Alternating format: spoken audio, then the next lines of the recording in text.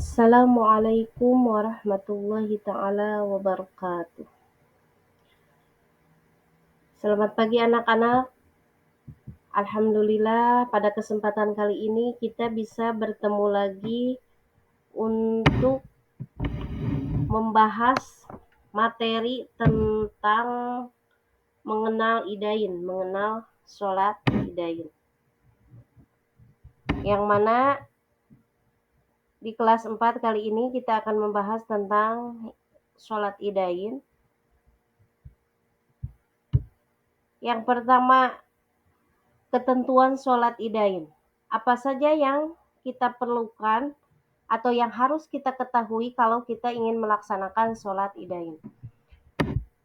Nah, jadi dalam bab ini kita akan membahas tentang pengertian sholat idain, hukum sholat idain, dan tata cara sholat idain.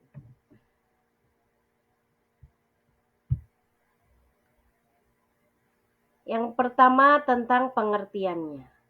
Apa itu sholat idain? Sholat idain adalah sholat 2 rakaat yang dilaksanakan setiap tahun sekali pada 2 hari raya, yaitu Hari Raya Idul Fitri dan Hari Raya Idul Adha. Yang pertama, sholat Idul Fitri. Sholat Idul Fitri itu berasal dari kata id yang artinya kembali dan fitri berarti berbuka. Jadi Idul Fitri itu berarti kembali berbuka. Yang kedua, sholat Idul Adha. Sholat Idul Adha itu adalah sholat 2 rakaat yang dilaksanakan pada tanggal 10 Zulhijjah. Idul Adha itu berasal dari kata id yang artinya kembali dan adha berarti berkurban. Maksudnya kembali melakukan penyembelihan hewan kurban. Oleh karenanya Idul Adha juga dapat disebut sebagai Idul Kurban.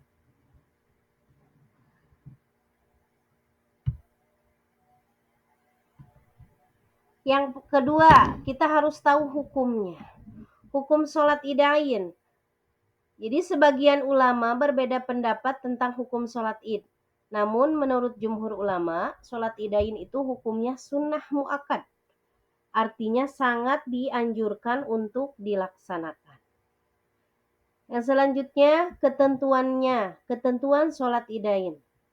Sholat idain yang pertama, sholat idain itu terdiri dari 2 rakaat. Yang kedua, sebelum sholat id tidak disunahkan azan dan iqomah serta sholat sunnah qobliyah atau ba'diyah sesudahnya. Yang ketiga, sholat id sebaiknya dilakukan dengan berjamaah.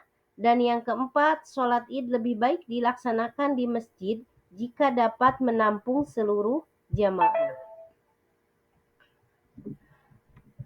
Kemudian yang selanjutnya bagaimana tata cara pelaksanaannya. Tata cara pelaksanaan sholat idain, yang pertama niat. Sama seperti sholat-sholat yang lainnya, sholat sunnah yang lainnya. Bagaimana niatnya?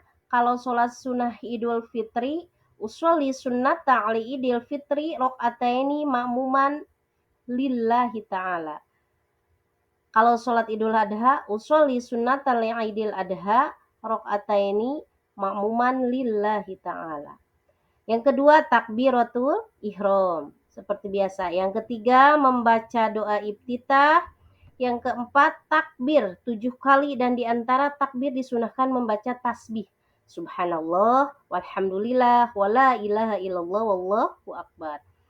Yang kelima, membaca Al-Fatihah dan dilanjutkan dengan membaca surat pendek.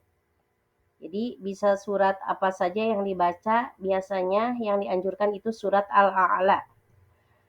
Kemudian yang keenam, setelah membaca surah dilanjutkan ruku, yang tidak dan diteruskan sujud 2 kali seperti dalam sholat wajib hingga selesai rakaat pertama.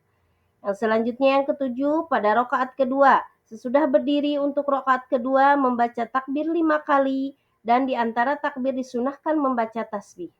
Kemudian membaca Al-Fatihah dan diteruskan dengan bacaan surah pendek. Adapun di sini yang lebih utama adalah surat Al-Ghasyiyah. Yang selanjutnya yang kedelapan dilanjutkan dengan ruku, yang tidak sujud 2 kali, tahiyat akhir dan salam. Yang kesembilan, setelah selesai sholat id, khotib melaksanakan khutbah 2 kali. Pada khutbah pertama membaca takbir 9 kali dan pada khutbah kedua membaca takbir 7 kali. Dan yang ke-10, rukun khutbah sholat id itu sama dengan rukun khutbah sholat Jumat. Jadi sama untuk pelaksanaan sholat id itu rukun khutbahnya sama dengan sholat Jumat. Kemudian yang selanjutnya hikmah. Apa hikmah yang bisa kita dapatkan kalau kita melaksanakan sholat idain? Yang pertama, hikmahnya itu diampuni dosanya oleh Allah. Yang kedua, memupuk rasa persaudaraan saling. Yang ketiga, saling mengenal. Yang keempat, untuk menyebarkan syiar Islam terutama sholat. Yang kelima, sebagai wadah untuk belajar tentang agama dari para ulama. Yang keenam, saat yang tepat untuk saling memberi semangat, menasehati antar jamaah dan kebenaran dan kesabaran. Yang ketujuh, menjaga persatuan dan kesatuan umat muslim.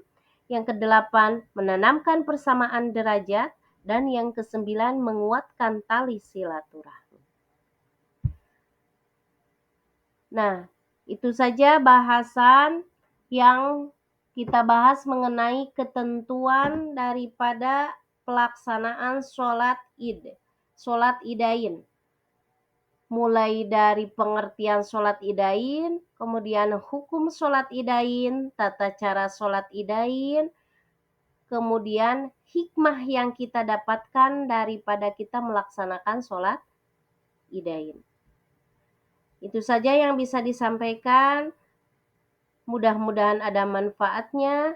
Terima kasih atas perhatiannya. Wassalamualaikum warahmatullahi taala wabarakatuh.